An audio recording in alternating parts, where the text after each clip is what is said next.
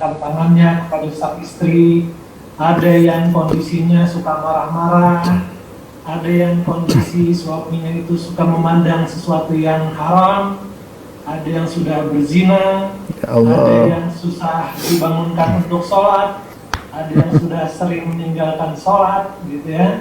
Ada lagi kondisi-kondisi suaminya sudah tidak mau mencari nafkah lagi secara nafkah penghasilan, gitu Ustaz ya. Mungkin ada yang masih merokok, tidak mau mendengarkan kajian, dari kajian susah, gitu ya. Nah, kondisi-kondisi suami seperti ini banyak sekali yang diadukan, mungkin kurang lebih sama seperti itu Ustaz. Tapi pertanyaannya kalau Anda coba rangkum, bismillah ya, itu ada 3. Bagaimana caranya sang istri untuk menasehati suami dengan kondisi demikian? Dan kedua, apakah dengan kondisi suami seperti itu sang istri tetap harus patuh kepada suami?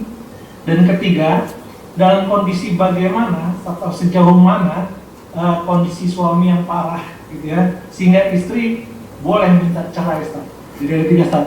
Bagaimana menasihati suami? Kalau suaminya masih parah seperti itu, apakah tetap harus patuh? Kalau masih tetap parah, kondisi bagaimana sang istri boleh sampai minta cerai? Apa doa, Ustaz? Ya Allah. Kurang lebih 20 pertanyaan terus gabung. Pertanyaannya berat sekali ya. Berat sekali ya. Saya cuma bilang, ibu sabar ya, sabar, berusaha berdoa kepada Allah. Membangun rumah tangga tidak mudah ya. Yang sudah berjalan sudah bertahun-tahun, diperbaiki kalau bisa ya. Diperbaiki, jangan membuyarkan yang sudah dibangun selama ini ya. Sabar ya.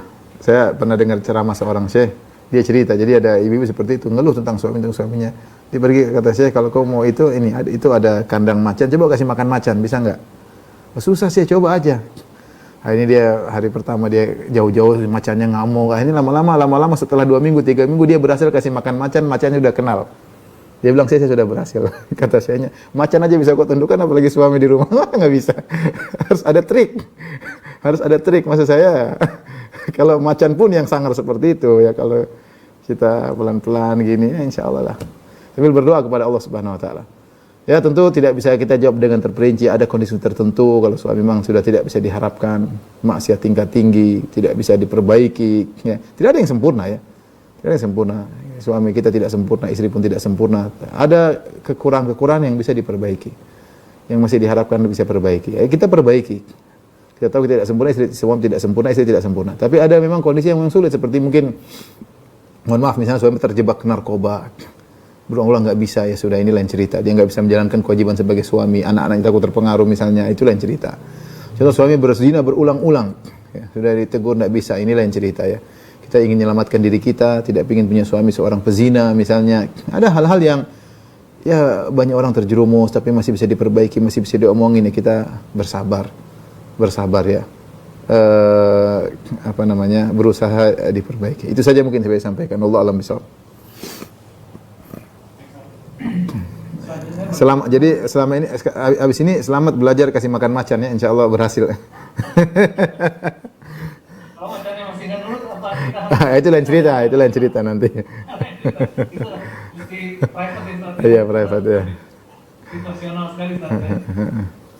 Baik Ustaz, kalau suaminya lebih mengutamakan kebutuhan keluarganya, yaitu orang tua suami dan adiknya, dibandingkan menafkahi istrinya. Kalau hal seperti ini bagaimana Ustaz? Kalau ternyata dia kekurangan, dia kasih masukan sama suami. Mas, saya tahu kau ingin berbuat baik sama silaturahim, mumpung ibu masih hidup. Saya dukung mas. Tapi jangan sampai kita kekurangan, kau punya anak. Tapi kalau kita sudah pas-pasan, sudah dikasih, sudah cukup, hanya mungkin kurang, nah itu lain cerita ya. Kita tunjukkan kita dukung sama suami. Kalau perlu kita ingatkan, mas ibumu sudah dikasih belum? Adikmu sudah, mas bikin kue kirim ke adikmu. Tunjukkan kita respect dengan usaha suami. Suami insya Allah sayang ya. Saya bilang ini cara mengambil hati suami. Istri berbuat baik kepada keluarga suami. Jangan kalau suami ngantar kue, mukanya langsung cemberut.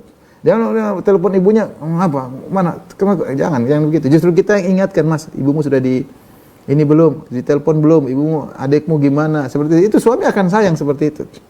Lain halnya kalau tadi suaminya kasih keluarganya sementara istrinya sampai kurus, kurang makan misalnya, itu lain cerita. Tapi kalau suaminya masih gembrot, masih gemuk, santai aja, nggak ada masalah. Nggak usah. Tinggal alhamdulillah HP pulsa masih ada, masih bisa kontak, insya Allah lah. Hikmati aja, beri kesempatan suami berbakti kepada orang tuanya. Sambil didekati ngomong, mas, anak perlu mas, nggak apa, insya Allah. Kita kalau mendukung suami berbakti, insya Allah kita juga kecipratan pahala. Kecipratan juga pahala ya. Sebagian dari dua pasangan terkadang sebagian ibunya sudah meninggal, bapaknya sudah meninggal, mereka saling bahu-membahu untuk berbuat kepada ayah, kepada mertua. Mudah-mudahan dia juga kebagian pahala berbakti. Wallahu a'lam bishawab. Ya. Sekarang kebalikannya, Ustaz. Bagaimana kalau seandainya seorang istri itu malah membenci ibu mertuanya, Ustaz? Dia lebih patuh pada orang tuanya dibandingkan suami. Nah, suaminya sudah berusaha mendidik dan nasihati, cuma istri masih keras hati menolak nasihat.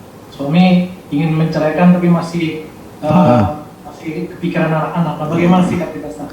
Itu sih, ini sih kita pengajian buat ibu-ibu bukan buat bapak-bapak ya. Nanti dia tunggu episode yang lain deh. Kalau saya jawab ya suruh sabar, nasihati ya, suruh dengar ceramah, mudah-mudahan berubah ya. Sabarlah, kita ini hidup bukan di zaman tabi'in, kita hidup di zaman 2021 yang lagi pandemi, lagi macam-macam ya. Orang pengajian kurang, macam-macam latar belakang yang berbeda ya. Saya bilang kalau di Saudi misalnya ada syekh ditanya, "Syekh, suami saya nggak sholat, minta cerai." Kalau di Saudi begitu. Karena memang itu kondisi sudah kondisi pengajian, kalau ada suami tidak sholat ya parah banget. Kalau di sini beda. Mungkin dia dulu juga tidak sholat sama suaminya, ini baru ngaji ya. Mungkin jawabannya berbeda. Maksud saya, kita hidup di kondisi yang Indonesia ya beginilah. Ini ilmu mulai berkembang, alhamdulillah. Kita dimudahkan ya, bisa pengajian, bisa dengar pengajian, banyak sarana ya. Kalau suami masih begini, istri masih begini ya, itu anggaplah itu sarana kita untuk berdakwah. Dakwahi dia. Dakwah didengar, mau ceramah di masjid juga nggak ada yang dengar, mending ceramah sama istri, sesuatu didengar.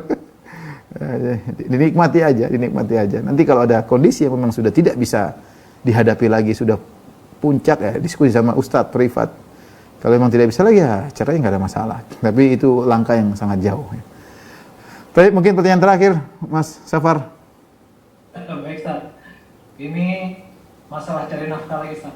Ya. Bagaimana apabila kondisinya si istri itu harus mencari nafkah? Ya, Tapi kondisinya si istri harus meninggalkan suami karena beda kota. Ya, Kondisi gitu. gini mana, Ustaz?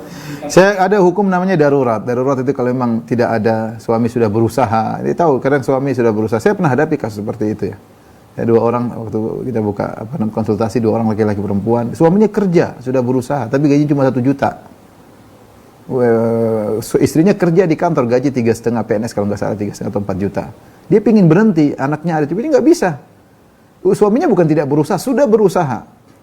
Sementara dia harus tanggung keluarganya, itu duit bukan buat mereka berdua tapi ada juga buat keluarganya. Sambil nangis, saya bilang udahlah, mau gimana? Yang penting kamu berjaga diri, ingat punya suami. Jangan mentang-mentang gajimu besar kemudian nganggap remeh suami ya. Tetap menjadi istri yang solehah ya. Ini namanya darurat, mau diapain. Ada misalnya ada orang wanita suaminya meninggal atau dicerai. Saya mau kasih makan dia. Kalau kita bilang misalnya di sebagian adat, misalnya saya mau maaf, misalnya kalau di Arab Saudi mereka punya kabilah. Itu kabilahnya pasti kasih makan kabilah. Di sini kan mungkin nggak ada sistem kabilah. Mungkin ada enggak. Ya kalau dia janda merana nggak ada yang ngurus. Nggak ada yang ngurus ya. Ya akhirnya dia kerja, ya nafkahi anak-anaknya. Ya kita bilang ini darurat, kita mau bilang nggak boleh gimana? Kalau bilang nggak boleh, tanggung jawab, kasih makan. Kalau enggak ya gimana? Yang penting dia bertakwa kepada Allah Subhanahu Wa Taala. Harus kerja, dia bertakwa kepada Allah, ya menutup aurat, tidak sembarang berbicara sama laki-laki. Ada urusan seperlunya. Kalaupun ikhtilat dia menjauh, jangan ketawa tiwi sama suami orang dan lain-lainnya ya. Berusaha bertakwa, sering lagi di kantor telepon suami, mas gimana kabarnya, sehingga ada selalu connecting dengan apa? Suami. Intinya ya berusaha bertakwa semampu mungkin. Wallahu a'lam bishawab. Demikian saja pada para jamaah Majelis Taklim Samara. Insyaallah kita ketemu lagi kesempatan yang lain. Kurang lebih saya mohon maaf. Wabillahi taufiq wal hidayah. Assalamualaikum warahmatullahi wabarakatuh. Waalaikumsalam warahmatullahi wabarakatuh.